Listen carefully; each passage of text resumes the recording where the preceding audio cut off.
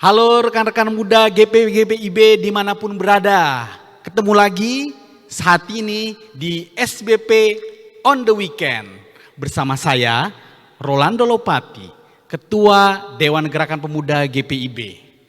Bersama-sama kita akan mendengarkan dan merenungkan firman Tuhan yang menjadi penuntun langkah hidup kita.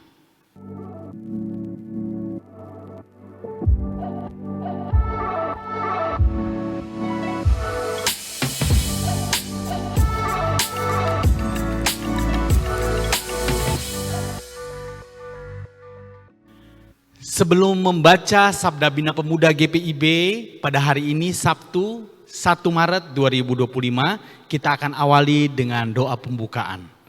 Mari kita berdoa. Ya Tuhan, Allah Bapa yang bertahta di dalam kerajaan surga, ucapan syukur kami naikkan hanya kepadamu, Allah yang hidup dan menyelamatkan kami. Saat ini kami akan membaca firman-Mu. Kami akan merenungkan firman-Mu. Tuntunlah kami dan biarlah Roh Allah yang kudus menerangi hati dan pikiran kami agar kami mengerti dan kemudian kami dapat menjalankan dan melaksanakan apa yang Engkau perintahkan, apa yang Engkau katakan melalui firman-Mu yang kami baca dan kami renungkan pada saat ini. Sertai kami, urapi kami. Haleluya. Amin.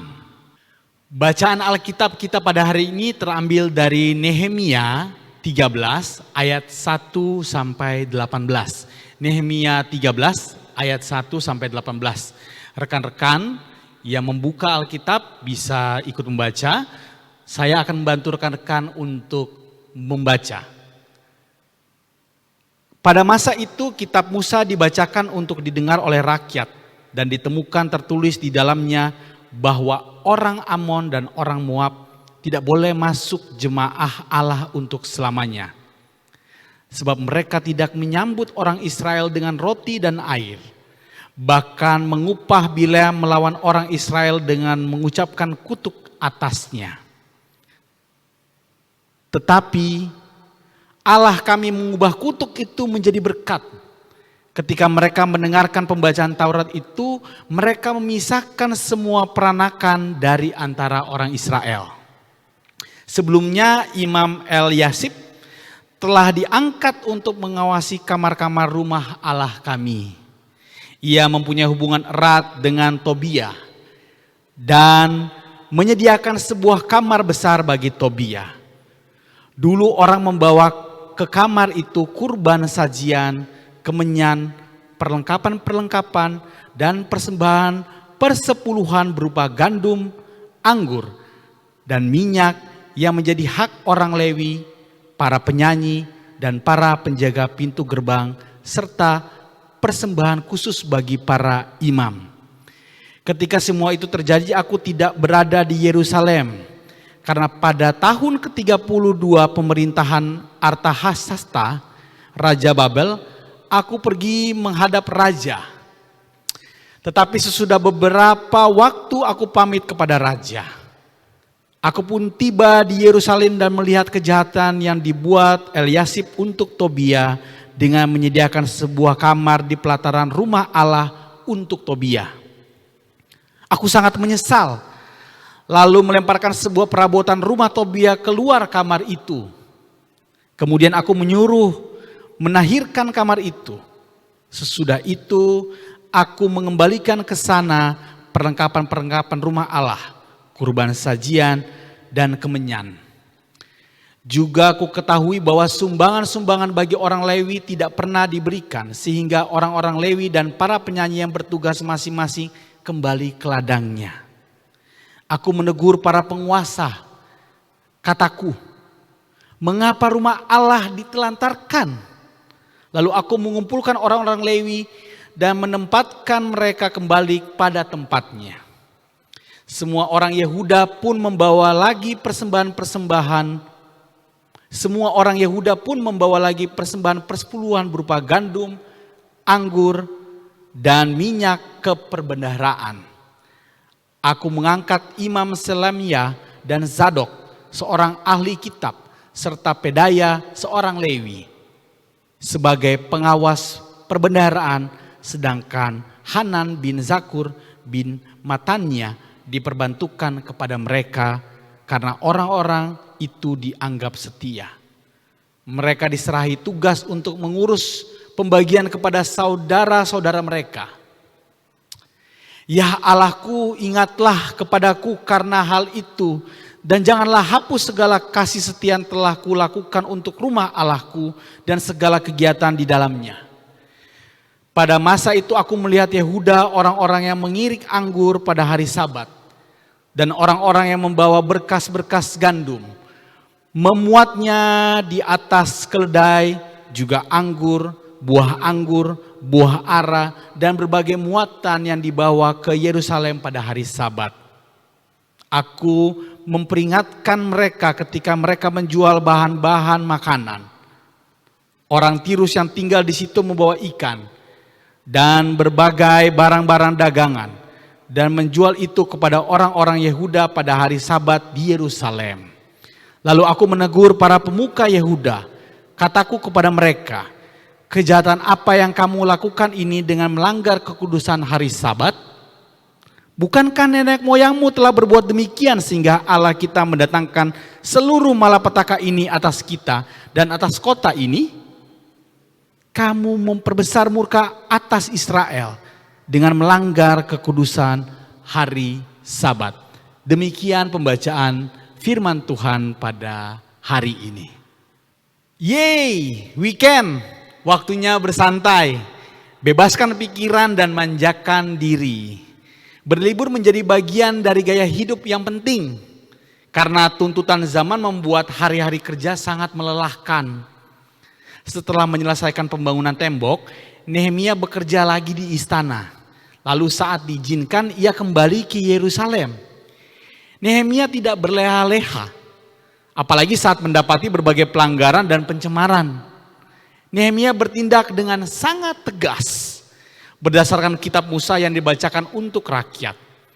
Pencemaran terhadap kekudusan rumah Allah ditindak, di mana Elsiasib telah melakukan nepotisme dan penyalahgunaan kekuasaan.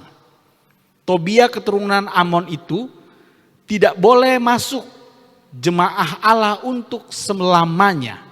Sumbangan-sumbangan untuk orang-orang Lewi dikumpulkan kembali dan mereka ditempatkan lagi sesuai tugas dan tanggung jawabnya. Pencemaran akan hari Sabat ditindak. Walaupun ada pedagang dari Tirus yang secara ekonomi sangat terkenal perdagangannya. Rumah Allah adalah untuk kemuliaan Allah. Hari Sabat adalah untuk beribadah kepada Allah. Disitulah orang percaya mendapat kesegaran hidupnya. Mari merenungkan perilaku kita dengan bercermin pada Nehemia, baik aktual maupun ritual. Keutuhan ibadah adalah suatu ketetapan yang harus dijaga bersama. Kesalahan dalam beribadah seharusnya tidak dinormalisasi atau dibiasakan. Kompromi dan manipulasi kehidupan ritual maupun aktual pasti tidak menjadi berkat. Masihkah kita berintegritas dalam tugas pelayanan? Hari Minggu adalah hari untuk Tuhan, untuk membaca Alkitab dan mendengarkan suara Tuhan sebagai puncak dari liturgi. Gedung gereja kita adalah fasilitas tempat untuk perjumpaan umat dengan Allah. Mari murnikan motivasi kehadiran kita. Besok adalah harinya Tuhan. Masihkah ibadah hari Minggu menjadi puncak dari ibadah kita selama 1 minggu? Rekan-rekan muda GPIB yang terkasih, setelah membaca dan merenungkan Sabda Bina Pemuda, mari kita menutup di dalam doa. Kita berdoa bersama-sama. Terima kasih Tuhan Yesus Kristus, Sang Pemuda yang agung, berkat-Mu sungguh nyata dalam hidup kami. Kami telah selesai mendengarkan firman-Mu. Tuntunlah kami, agar firman-Mu ini tidak hanya kami baca dan kami dengar, tapi kami aplikasikan di dalam kehidupan kami sehari-hari. Ajarkanlah kami Tuhan untuk menjadi Nehemia di masa kini yang memimpin dengan ketegasan dan berhikmat kepada Allah. Kasih setia Allah menyertai langkah kami menjadi bentara-bentara Kristus di dunia. Haleluya. Amin. Terima kasih ya rekan-rekan GP dimanapun berada karena sudah menyempatkan untuk mendengarkan dan bersama-sama kita merenungkan firman Tuhan pada hari ini melalui SBP on the weekend. Jaga kesehatan, layani Tuhan dimanapun kalian berada dan jangan lupa aktif pada kegiatan-kegiatan GP di jemaatmu masing-masing. Sampai ketemu pada SBP on the weekend pekan depan. Salam dari kami Dewan Gerakan Pemuda. Salam Biru Ben Hur. Nah, ada kabar baik nih. Kalau yang belum pada tahu, bagi rekan-rekan Gerakan Pemuda yang ingin mendapatkan SBP dan juga sabda-sabda GPIB lainnya, rekan-rekan dapat mengunduhnya dengan cara search di Play Store di gadget kalian masing-masing, kemudian cari e-book GPIB, SBP dan sabda bina-bina lainnya bisa didapatkan di GPIB e-book. Selamat mencoba.